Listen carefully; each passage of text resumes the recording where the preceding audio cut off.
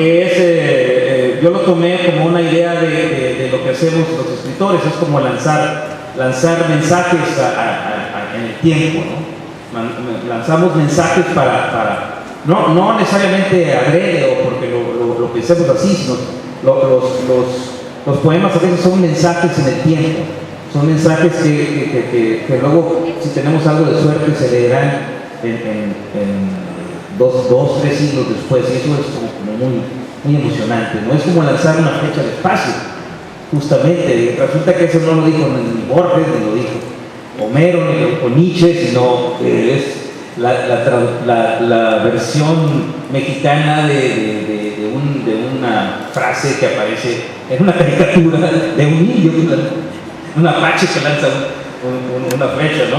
Entonces dice: vivo cagándome de miedo, pero vivo, bien vivo. Ustedes de los próximos o de los lejanos tiempos saben de qué estoy hablando. Nada. Sigue, estimado. Yo sigo yo. Permítame. Es que siempre me hablan. No vas a contestar el teléfono. Sí, siempre me hablan mi mamá cuando estoy presentando. Ya pareces. En la dama fue lo mismo, me dijo: nene, no vas a venir a cenar. Le dije: mami, estoy presentando esto. Eres una mala copia de Alejandro Lora. Ahí dentro, yo sigo con mi tema, ¿sí? Gastón desarrolla el suyo y creo que lo expone maravillosamente. Yo dije que Gastón es una persona que rescata la sátira, ¿sí? Pero es una sátira más fina que la de Menandro, porque nos inmiscuye a todos con nuestro constructo, ¿sí? Somos un constructo de ideas, un constructo de formas de pensar, un constructo de protocolos, ¿sí? Escatología 1, para Antonio Escribano, esto es una sátira también, igual que el poema anterior, Adiós a la filosofía. Este poema no es testimonial, no es erótico, provinciano o cosmopolita. No es racional ni extranjerizante, tampoco es amoroso, sintético o simbolista. No es surrealista ni barroco. Este poema es pura caca, dulce caca para mí, para mis amigos. Bueno, ese poema sí, no es muy profundo, en efecto es profundo porque ridiculiza el constructo, ¿sí? ¿Cómo debes de ser poeta? Ay, yo digo bla bla bla. Eso no es el poeta. El poeta ante todo vive, se enfrenta con la vida y asume su vida. No es un güey que esté, perdón por la palabra, no es un tipo que esté encerrado en una biblioteca leyendo. Ese es un erudito. El poeta vive y canta la vida. Eso es universal. Vivir. Lo demás es verdaderamente burdo y de gente que se comió unas monedas que algún día se le van a desaforar y decir trun, y alguien se le dio $1 millón de pesos para mi punto de vista. Bueno, yo quería comentar sobre eso que decía Leslie sobre el lenguaje, sobre si uno es capaz de desarrollar un lenguaje propio o, como decía al principio de esta conversación, si uno termina, yo no diría copiando, pero sí hace tiempo que manejo una especie de imagen o de metáfora o de símil. Por ejemplo, el lenguaje de la poesía tiene como un enorme almacén, un cajón gigantesco de trebejos, donde están un montón de palabras, más que de palabras, de tonos y de giros verbales y de metáforas, ya no metáforas, sino más bien restos de antiguas metáforas, como dice Nietzsche, ¿no? Donde muchos de nosotros, los que nos dedicamos a la poesía, terminamos como pensando que todo ese cajón enorme, como ese enorme almacén de trebejos lingüísticos, son poesía todavía, como que podemos echar mano de ella.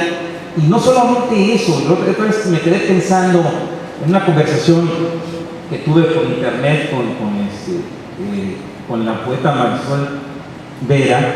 Me quedé pensando en algo que comentábamos esa tarde, que yo le dije una serie de cosas y entre esas le comentaba que no solamente es el lenguaje, sino la actitud en soledad, o sea, cuando uno está completamente solo y empieza a escribir, asume una actitud como si se pusiera una máscara, como si fuera Broso, ¿no? Es Víctor Trujillo, pero luego se va para el programa y se transforma realmente en Broso. Entonces, a veces los poetas incurrimos en ese terrible asunto de ponernos la máscara de poetas para escribir, en lugar de simplemente ser los hombres o las mujeres que somos. Así de simple.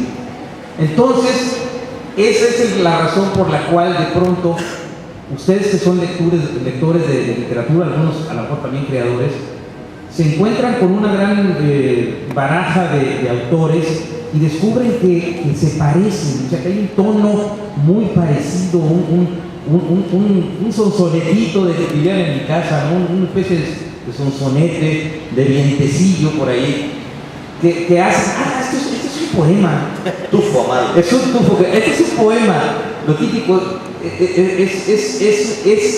lo descubrimos sin darnos cuenta de que se trata del uso de esa herramienta que está en el gran cajón de los trebejos de la literatura, ¿no? Entonces, de pronto alguien dice, bueno, ¿por qué usas caca? ¿Por qué usas cagada? ¿Por qué usas esto y el otro? Bueno, porque así lo quise decir, porque el poema así lo exigía, no el poema, el hombre que lo escribe así lo exigía, el punto, ¿no? O sea, si uno va a los grandes clásicos de la antigüedad, y si uno va a los grandes clásicos modernos, como César de Pavés, como ¿quién te gusta? Como el mismo Pessoa, uno descubre un lenguaje propio que no es más que el lenguaje de todos los días. Eso es la cosa más paradójica del mundo. Utilizan un lenguaje propio, singular, una manera de decir que tiene que ver con ellos, con su sangre, con sus vísceras, con su mierda y con lo mejor de su aliento y con lo que comen. Como dice Nietzsche también, somos lo que comemos, lo que disfrutamos, lo que bebemos, el aire que respiramos. Es un rollo también de Gertrude Stein maravilloso, ¿no? Sobre lo que somos los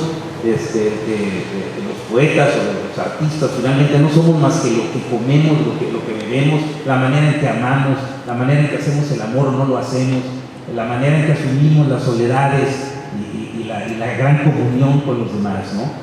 Entonces, todo este maldito chorro que me estoy tirando no tiene otra razón de ser más que extender un poquito y tal vez tratar de explicar a qué se refiere Leslie cuando habla del lenguaje, de la poesía y de cómo a veces nosotros nos dejamos llevar como escritores por un lenguaje ya dado, que ya está ahí.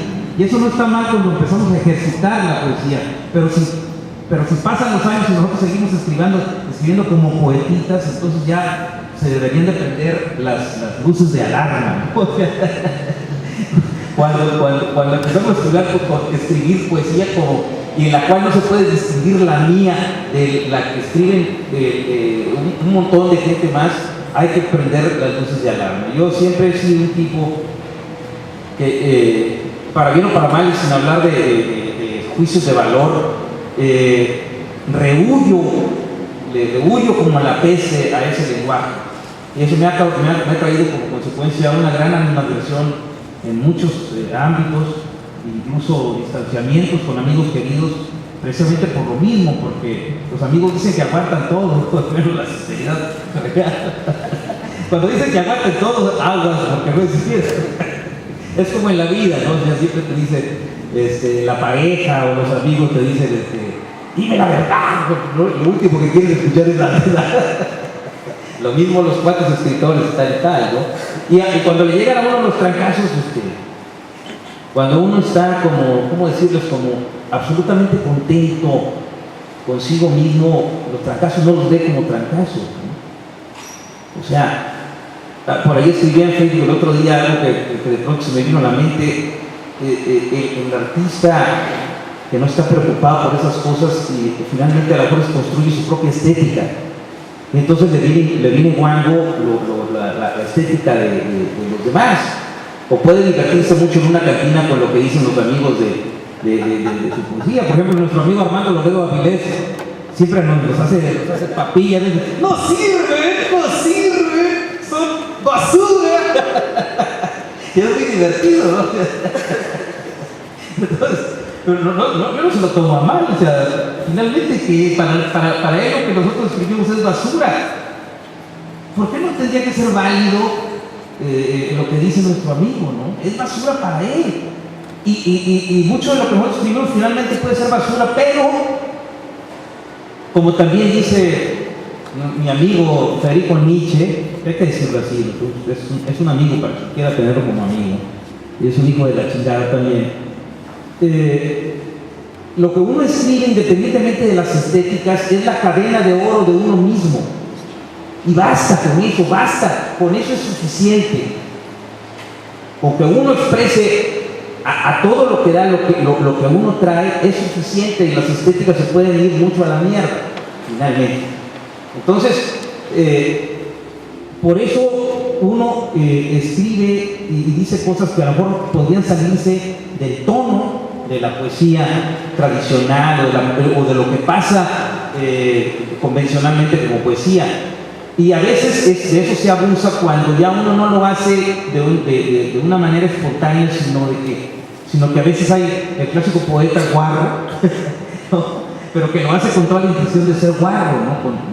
Con esa intención de espantar al burgués, de espantar a la sociedad. Pero un lector avesado, un lector que ya se ha educado a sí mismo en el rigor y en el goce de la lectura, se da cuenta cuando un poeta le está queriendo ver la cara o está queriendo espantar a alguien, ¿no? con sus cosas.